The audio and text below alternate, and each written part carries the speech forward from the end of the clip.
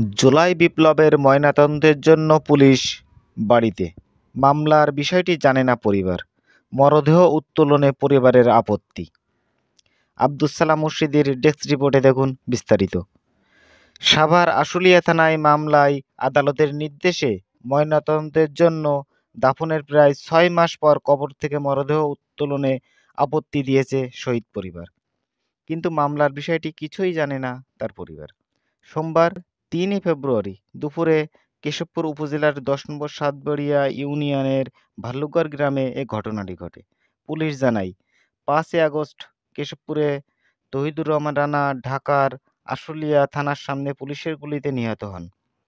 পরদিন গত ৬ আগস্ট ময়নাতদন্ত ছাড়াই তহিদুর রহমানের মরদেহ তার গ্রামের বাড়িতে কেশবপুর উপজেলার ১০ নম্বর সাতবাড়িয়া ইউনিয়নের ভাল্লুকগড় এলাকায় নিয়ে দাফন করে তার পরিবার।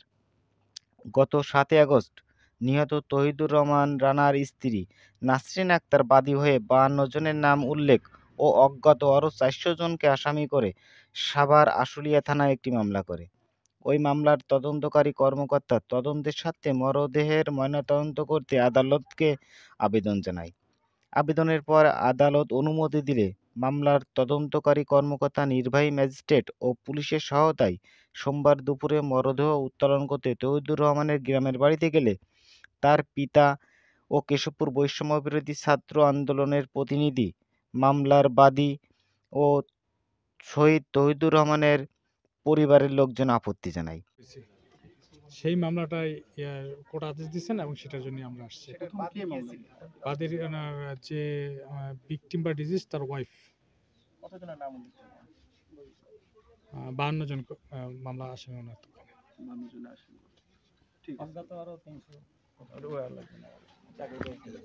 শহীদ তহিদুর রহমানের পিতা বলেন, যে মামলার জন্য আমার সন্তানের লাশ উত্তোলন করতে এসেছে, এই মামলার বিষয়ে আমরা কিছুই জানি না।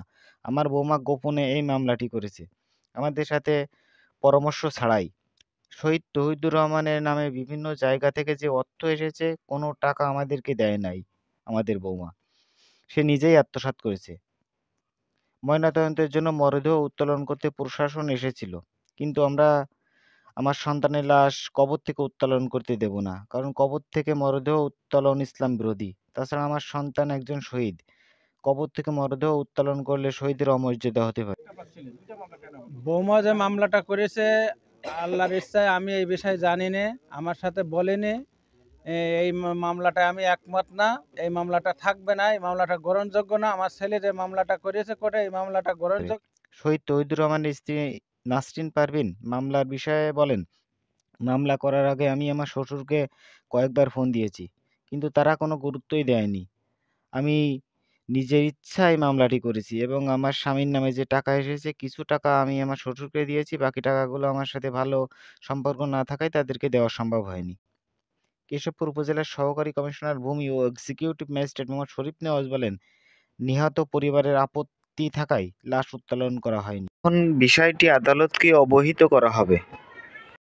এই মর্মে আমাদের কাছে লিখিত একটি দরখাস্ত দিয়েছেন, আমরা সেই দরখাস্ত পেয়েছি। সেই দরখাস্ত মোতাবেক আমরা আমাদের ঊর্ধ্বতন কর্তৃপক্ষকে বিষয়টি অবহিত করি।